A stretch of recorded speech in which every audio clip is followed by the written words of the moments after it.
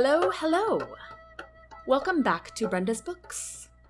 This is the second episode of Season 1. For those of you who don't know, I will be narrating for you a story called Blemished Beauty. It's a young adult love story. And today we are on Chapter 2, which is called Red in the Face. Daphne leaned back in the oversized tub and allowed herself to breathe the steam from the hot water. She couldn't remember the last time being warm felt so nice. She tried to focus on the soothing water and not worry about the pulled muscle in her leg. She remembered a time when her mom had pulled a muscle during a run. After a couple of weeks of taking it easy, she had been back to normal. Right now, Daphne was grateful to be alive and safe. At least, she was almost sure she was safe. Daphne glanced at her soaked long johns hanging over a towel rack. They slowly dripped water onto the floor, forming a puddle she would be hard-pressed to explain. She hadn't planned on getting into the tub with them on, but how was she supposed to get them off when her frozen muscles wouldn't cooperate? Granted, it was also hard to get them off while they were wet, but not by comparison. Daphne cringed when she remembered how she had cried in frustration with the task, hoping the red-headed man hadn't heard. Oh, how was she going to get out of here? And when? She hoped it was soon. She couldn't bear to look at that handsome stranger's face for too long. She already owed him so much for rescuing her. How could she ever repay him? Daphne bonked her head against the back of the tub in frustration. The piercing pain in her leg was throbbing all the more. She inhaled slowly and closed her eyes. This, too, will end. Daphne woke up, startled. "Hello!" The man was banging on the door. Instant relief rushed through her as she remembered she had locked it. More banging. "Hey! Are you all right?" "Yes," Daphne croaked and then cleared her throat. "Yes, I'm fine," she called out. "You've been in there for over 2 hours," the man exclaimed. Daphne sat up in the water, wincing at the pain. "I'm sorry. I fell asleep," she admitted. "Oh, well, I made some food for you." Food did sound good. But how was she going to get out of this tub? "Oh, that's very thoughtful." Daphne cringed at the thought that not only would she have to pay him back for his kindness, but for food as well. She wouldn't let herself owe anybody anything, even if she couldn't really afford it. She could barely afford to feed herself, what with tuition, books, and dorm expenses. Well, I'll be in the kitchen," the man called through the door. "Thank you," she muttered. "I will get out now." If she could get out. Carefully, she stood up on one foot, steadying herself with one hand on the wall.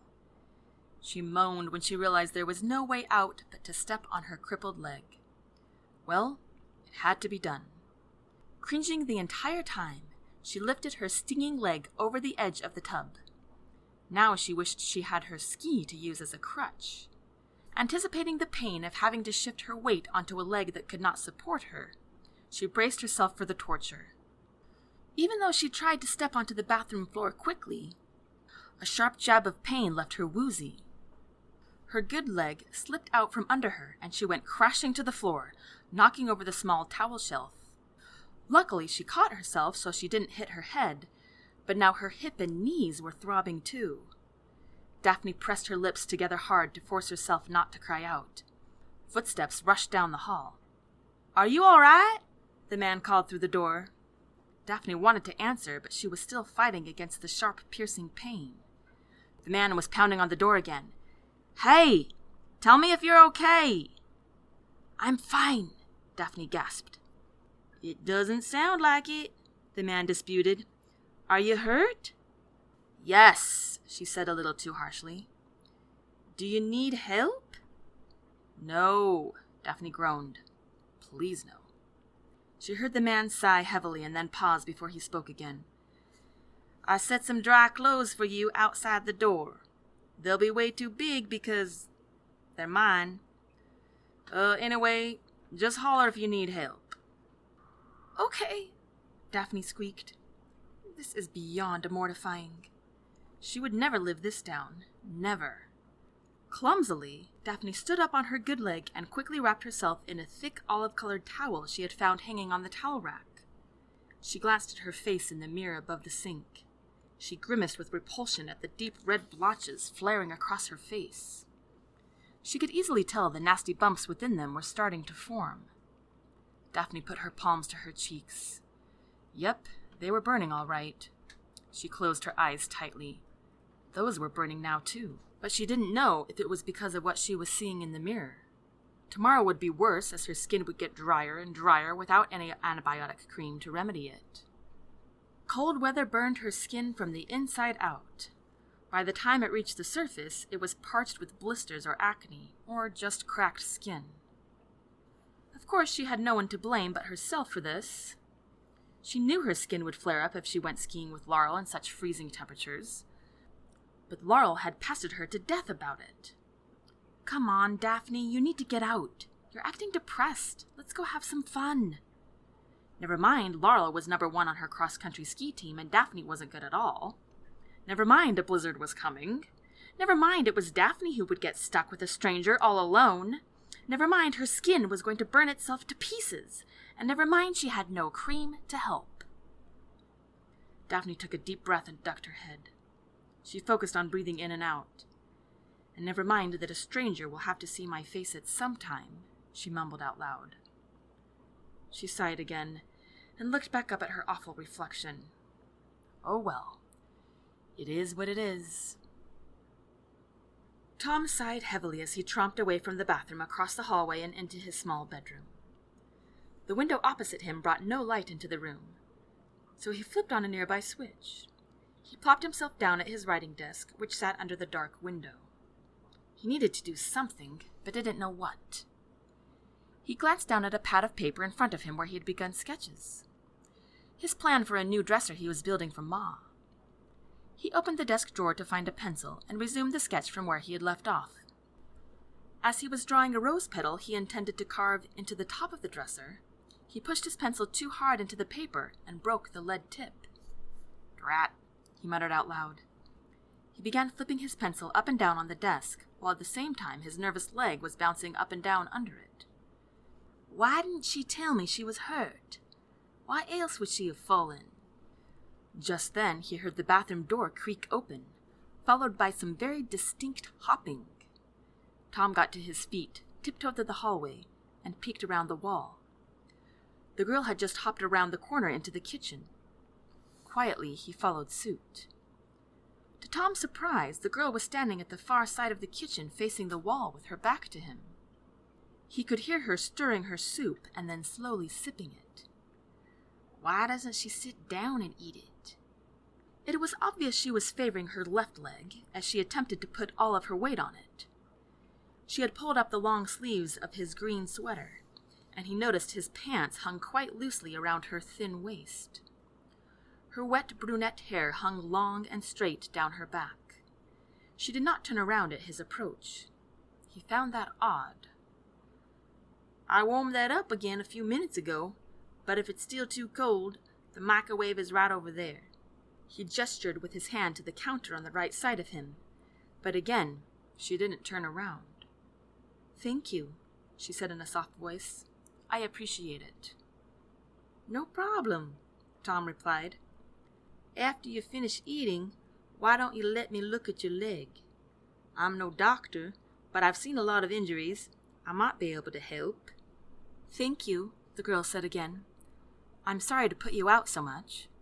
Not at all, Tom countered. The girl let out the smallest of sighs. Well, I'm very grateful. So, what's your name? She hesitated for a brief moment.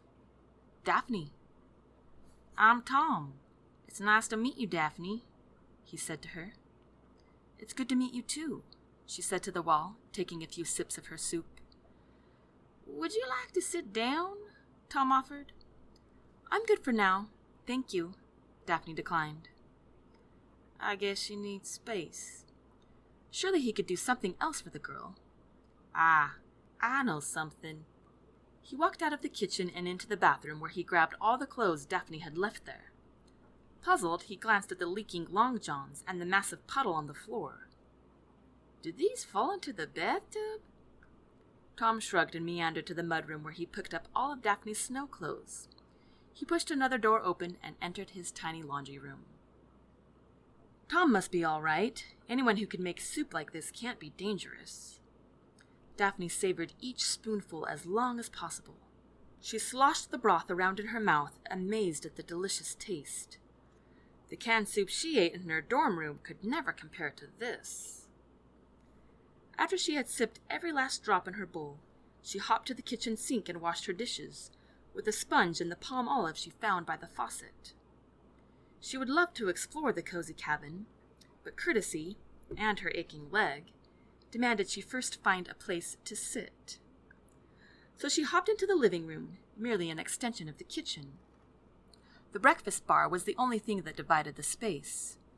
She didn't bother to find a light to turn on, but the light from the kitchen provided enough brightness for her to spy a rocking chair next to the small glow of a fireplace. She was elated to see there was also an ottoman to rest her feet on.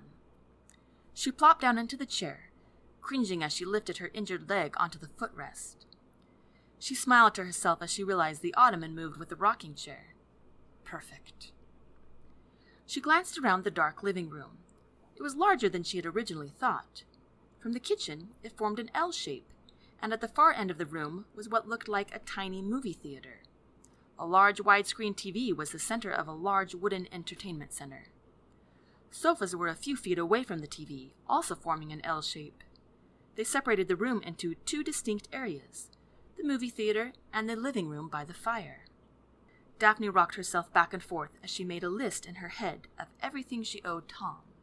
If she stayed here 2 days, that would be 6 meals. If she paid him $5 per meal, that would be $30, plus, say, $50 extra for all his trouble? Yes, she could manage that. Daphne smiled and leaned back on the headrest of the cozy chair. She wished she could keep Tom from seeing her face until she left. Oh, if only she had some cream with her, or at least some makeup. A stream of bitterness crept into her heart as she recalled prior cruel observers. "We still know what's underneath," one boy had said. Daphne flushed with anger just at the thought of it. She wasn't under any delusions about her complexion. Rosacea, she thought with bitterness.